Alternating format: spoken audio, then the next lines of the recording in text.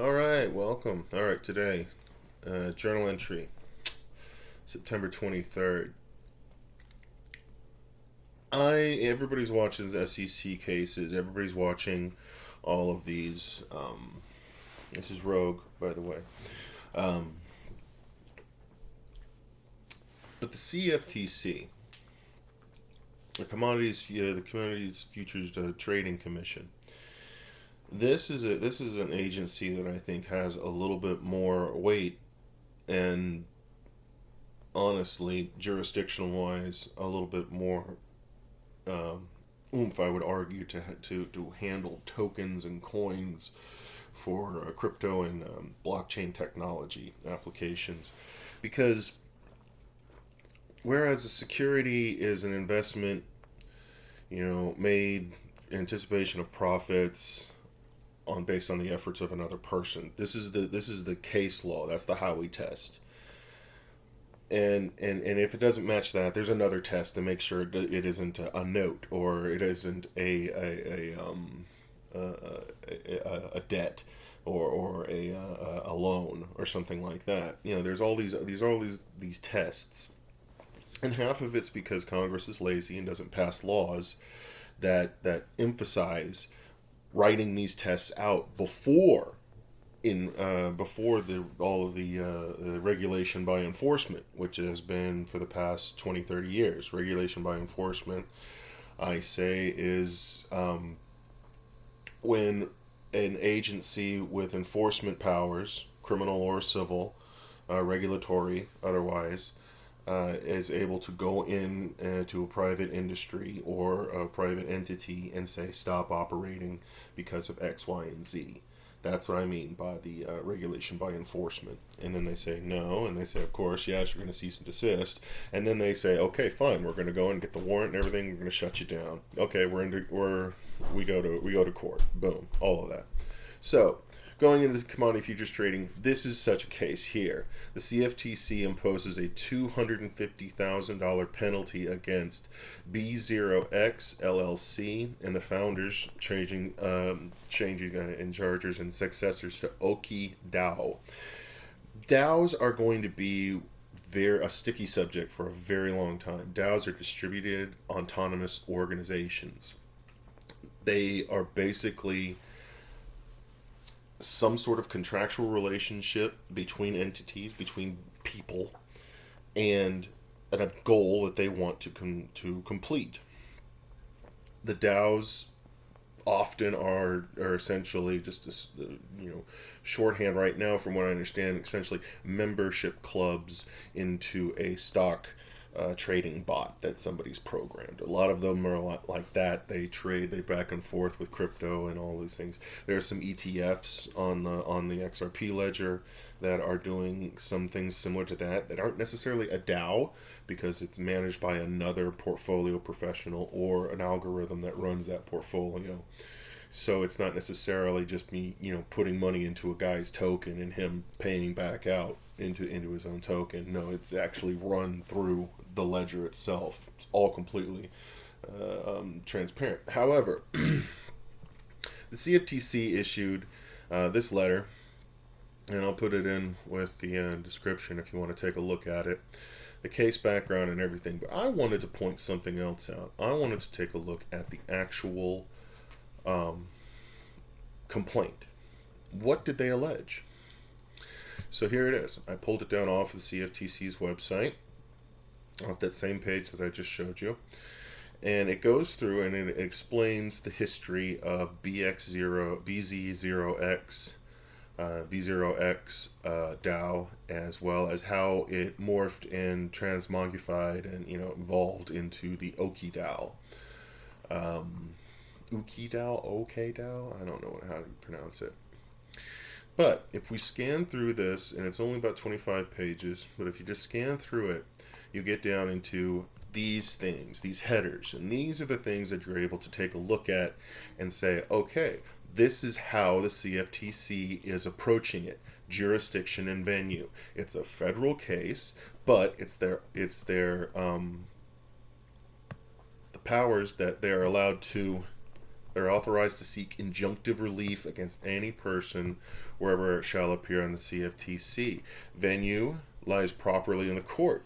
Here, they transact business there. Okay, so if we keep going down, this explains who the Commodities Futures Trading Company, the defendant, formerly these people, with all of this information here and here. So,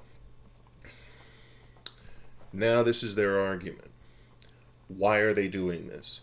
To protect members of the public. Retail commodity transactions must be offered on a regulated exchange. So, these commodity transactions have to be done on a commodities exchange, and that exchange has to be licensed with the Commodities Futures Commission. So, the purpose of the act is serve the public interest. Actually, controls. I can't do that anyways. Serve the public interest, a self-regulation of trading facilities, clearing system, market participants, all that stuff. All of that falls underneath the commission. So, this intends jurisdiction to where anybody trading in these commodities that they're going to get to a little bit more, the derivatives such as financial instruments, such as futures, derive value from something else, physical commodity, exchange is designated or registered at the FCCT. Okay. They're intending one day Coinbase is going to have to register with the CFTC. All of these exchanges, if they're not already, are registering with the CFTC. This is throwing out, essentially, annexing more jurisdiction into DAOs. The CFTC is going after DAOs for their jurisdiction. Retail commodity transactions, boom. All of these things. We can fit crypto, blockchain transactions into the commodities transactions a lot easier than a security, because I'm not investing in the computer guy who wrote the code. I'm investing in the code. And that's not the work of a third party. That's the work of code. Big difference. Big difference. They go into a little bit of what they think a digital asset is. Digital asset is anything that can be stored, transmitted electronically, and has associated ownership or use rights. And that's the token. That's a token when we log into one of our wallets and we go to one of our dApps and we exchange information there and we sign a transaction. That is ownership and use rights that we are allowed to go in with and into that dApp, exchange, move things, interact with. All done electronically. So, keep going down. They get deeper into the core rules and everything that a derivatives market participants and everything. For example, the DCM, which is the digital commodities market, I would argue, is what they're saying they're coming up with. DCM. Yeah, because they say it right here. For example, DCMs, digital commodities merchants, must conform to core principles designed to prevent market abuse, ensure their financial stability, ensure the contracts they list or trading are not readily susceptible to manipulation. There's a problem now with the futures trading on when tokens get listed on exchanges. Coinbase is getting hit with some questions about that from the SEC right now. Market disruption, protect their information security, safeguard systems in the event of a disaster, impose position limits. You've got to liquefy a short in the event that the market turns south. That's when an exchange imposes that limit on there, or that's when a automated market maker does that, like on Solodex. On Sologenic Dex, you're looking at it and putting in a limit order, and it just sits there, and it can stay there forever you want. It's not a futures, but what I'm saying is that you're allowed to put those limit orders in. This is resigning that exchange to have that power over my assets. If I have them on an exchange and I have it on a limit order or I have it on a future short and the market turns and they don't liquidate me at that point and I keep losing, exactly. It's meant to protect the the consumer in the long run. Enforce rules, minimize conflicts of interest, retail accounts, okay, yada, yada, yada, yada. Yes, this is what else the CFTC wants to impose.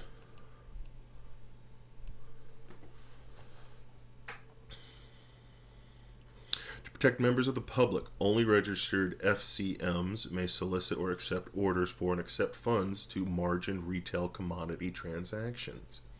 Again, working on margin, working on all these things, yes. They want to be they want to be the cop on the beat right now. They want to see if they can't get digital assets moved into that. Here's the other angle of it, which I think is that this is going to be one of those we're talking past each other time and time again. Money laundering and KYC. We're going to have a problem with this for years. It's been a problem for years. I mean, we have entire chains built up for KYC and avoidance and Tornado Cash. Tornado Cash was a DApp being used for that. It shut down. I have no opinion. And so, yeah. You're going to have to prove in order to move that money out of any place that it's been sitting that hasn't had KYC. In the event that you want to move it into the real world, you're going to have to KYC yourself to get that money moved into or onto an exchange that you can then transfer out into US dollars and put into your pocket or however you do it.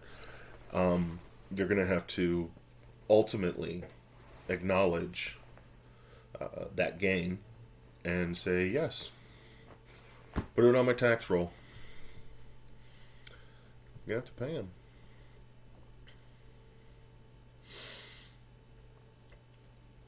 Now, this goes into the facts of the case. It also goes into what happened and how the founders did what they did. This is a little bit less than what the CFTC seeks to impose.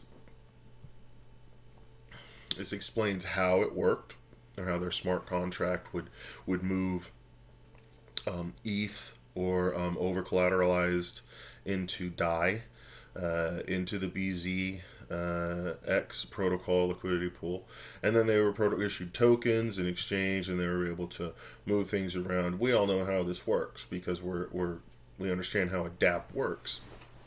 This is also explaining to the court how a DApp works. It's not a bad way of explaining it. So, anyways, this is the meat of it right here. This is about how they talk about what the rules they listed above are going to connect with down here. So, this is what they allege here during the relevant period. Again, controlled and operated by the protocol, yada, yada, yada, yada. They all had the command and control. It's all about command and control, and whether or not it was actually open and a fair marketplace, yada, yada, yada. This is all how CFTC is going to seek to impose its jurisdiction, just like the SEC. The things that can be done to mitigate this are an action by Congress that clearly defines rules, clearly defines boundaries, clearly defines jurisdiction, and even if they share it between SEC and CFTC, that's fine. But something needs to come through, because you don't want a judge making another rule that we're fighting over for another 5 to 10 years. Remember, the Howey test is old. It was done back in like the 30s. We're using a test on new technology that was around back then. We need new tests. We need to make sure that they are still tuned. Anyways, this was what they allege here, the violations. Essentially, violation of this act, engaging in unlawful off-exchange leverage, margin, retail commodity transactions. They said it's in their jurisdiction above. They said that this is what happens when somebody does that. They explained it in the facts, and here they go and remind you this is the count in which they do. So, all of these commodity transactions, this is the law behind it right here. This is the law. If you're interested in when a particular term or phrase comes from, sometimes you'll find it in here. Anyways, CFTC, looking at the OokiDAO. I hope you enjoyed it. See SWWS, and I'll see you later.